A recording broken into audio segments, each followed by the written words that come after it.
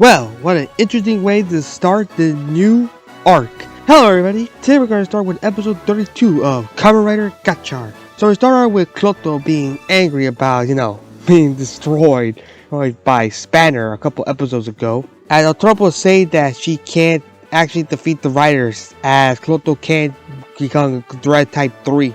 And pretty much called her useless as her older brother, which is pretty harsh to say to your own sister. Clotho say that she'll get stronger and just needs power. We then, interestingly, go to see the Legends world from the Kamen Rider Gotchard vs. Kamen Rider Legends special, where we see the Butler character, who doesn't really have a name, still played by Kazuki's actor, Amon Kabe, and he seems to be working on one of Kaguya's upgrades. And it looks like one of the new upgrades that Legends gonna have that we saw from one of the promotion material. And he tried to tell the Kamen Rider Legend, who is Kaguya, about the upgrade, but they get no response. And then we see Kashins arrive from a portal, considered it was a decade, being led by one guy named Alpha that we actually got from the credits. Oh, the actor.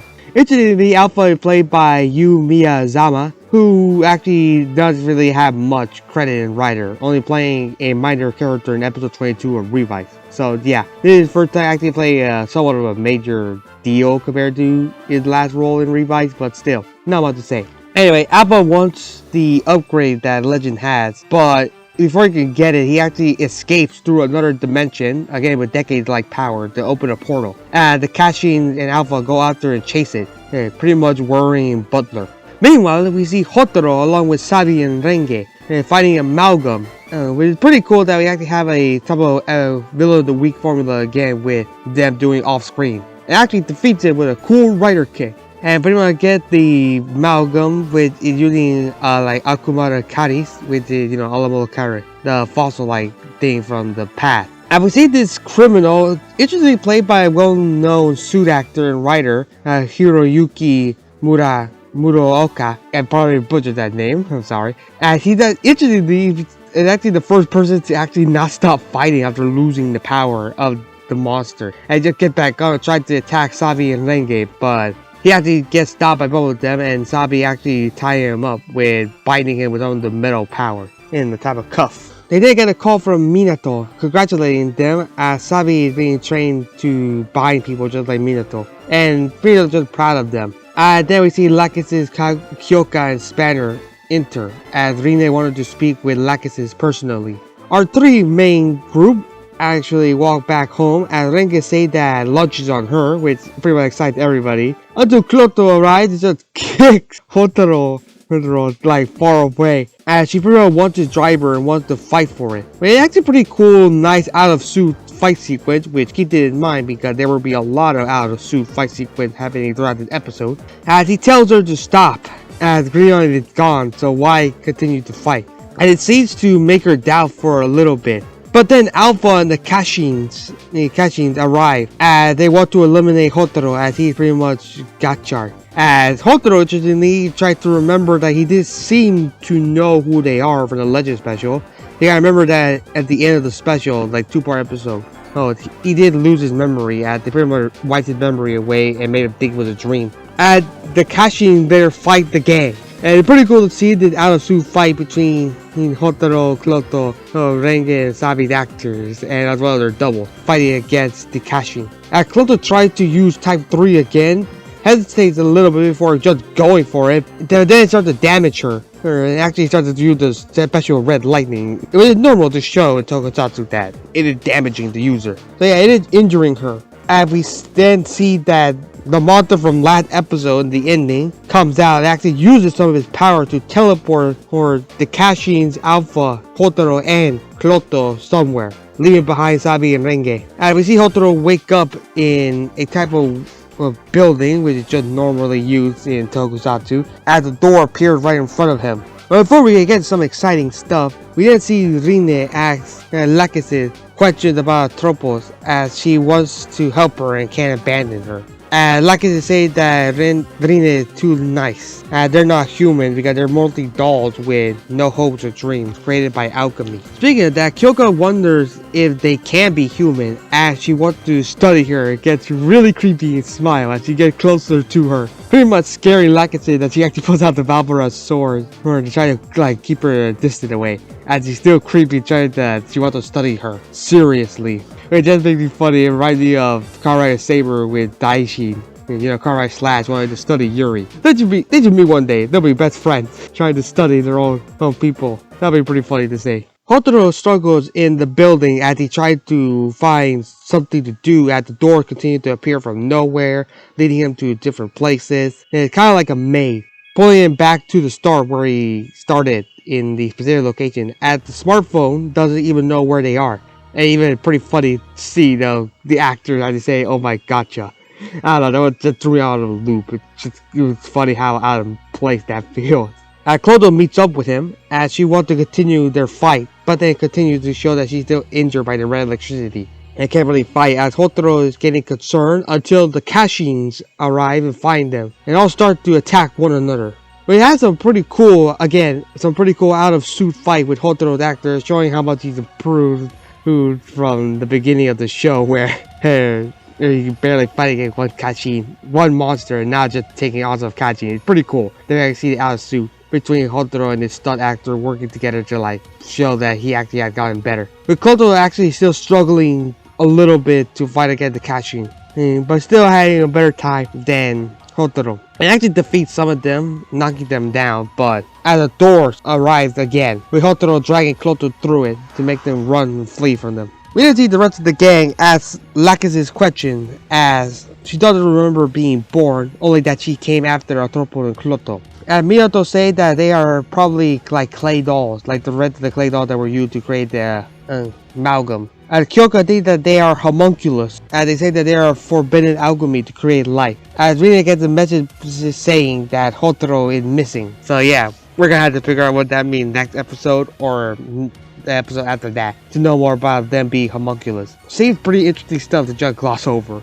We see Hotaro and Clotho escape the Kashis as Clotho says that this place is made of alchemy, special alchemy. As she knows that she's been made by it, telling Hotaro that she actually is confirming that she's a homunculus as well. Which Hotaro seems to be confused as he doesn't know what it is, trying to mispronounce homunculus. And she still gets injured as Hotaro wants to escape together, where Clotho doesn't actually understand why. And actually doesn't like his pity because he still doesn't understand why he's doing this. And Totoro says he wants to be his friend with her, which is actually as serious as it is. And this is gotcha for human and chemistry to be together. And Clotho doesn't like him and thinks he's naive for thinking this, and he won't actually help him. I tried to ask her what her gotcha is, as she thinks about her sister, which seems to indicate that she actually has hopes and dreams as well. But she tried to fight and gaslight her to say that she doesn't have any. And Hotaro says that it's okay to dream once in a while, and it's a way for them to continue to fight, like, for what they believe in. Yeah, at least a nice way to wrap some things up, but still, I don't think Clotho's going to agree with you, kid.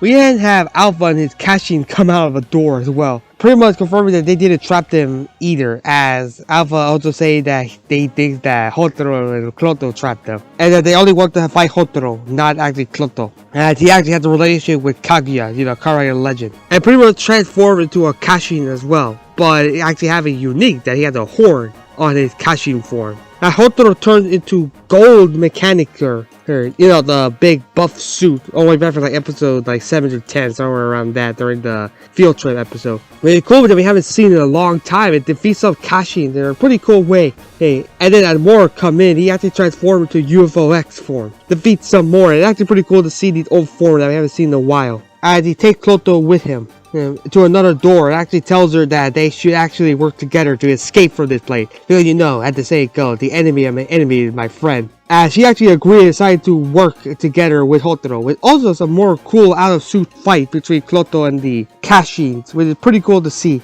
And we then see the gang try to find where Hotaro is, and Minato tells them a certain location that has a lot of power tells them to pinpoint that location out. As Hotaro and Clotho continue to escape and fight, but then they actually get ambushed by one of the doors coming out, and they get ambushed by some Kashin. Clotho thinks about what Atropo Hotaro's clashing words are saying about her, as instantly Alpha just calls her dead weight to Hotaro, saying that he's abandoned her. And she gets mad, saying that she actually should not be ignored, should not be pitied by anybody. It just turns into Dread Type 2 with Watch Your Fire playing in the background. It's pretty cool to see, and she finds out some Kashin and just starts wrecking them a lot. It's pretty cool to see. Hotaro is impressed. And the song is actually, Watching Your Fire, is actually playing fully, because we actually hear the entire song. And Alpha tried to escape, but Hotaro later turns to Platinum Gotchard with a new version of the transformation, and uses the Alamoda Kari from the beginning of the episode to bind Alpha, so he can't escape. As both him and Clotho decide to do their finisher, powering up their rider kick, and does in a pretty cool rider kick fashion, defeating Alpha in a cool explosion. Really cool to see. I love to see three dual riders fighting together, especially a dark rider and a normal rider fighting and defeating their own monster. It's pretty cool to see. And they seem to break the spell, and they make them leave from the maze area. But before that, Alpha leaves behind a type of beaker or a distress signal as he disappears and dies, as everybody escapes. And Hotaro is happy that they found an exit, especially telling him that there is no exit, just make one. And he still wants Clotho to be his friend, wants to join them and not fight. But she kicks his hand away with her feet, which is pretty funny to see. And she says that she'll defeat him and tried to leave. And I tried to give him a day's work break before trying it again tomorrow. But then they are trapped in a gravity-like power from a portal, as the monster appears from earlier that trapped them. As Sorpo says that he is the Abyss's king. So it's true that he is the Abyss's king, created by Grion's final will. And congratulating them for escaping his labyrinth, saying that he'll take Clotho, and actually with teleportation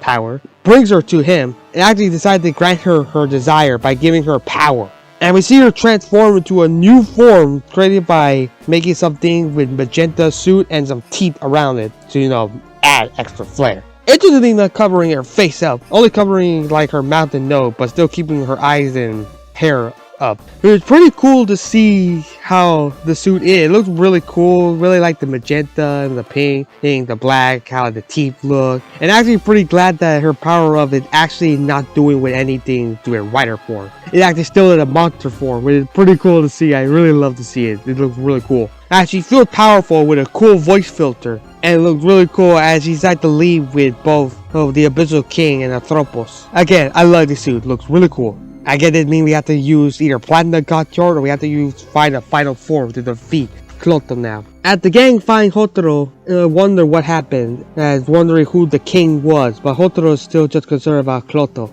Before we end the episode, we actually see some people walk out of a decade-like portal, who probably work for 100, the organization of the Kashin with Alpha. As they find the distress beacon and turn it off, saying that they found the location where their Legend's final form weapon is. I'm not going to tell you who they are or what the actors are because they doesn't seem to be important. They'll probably be important next episode based on the preview.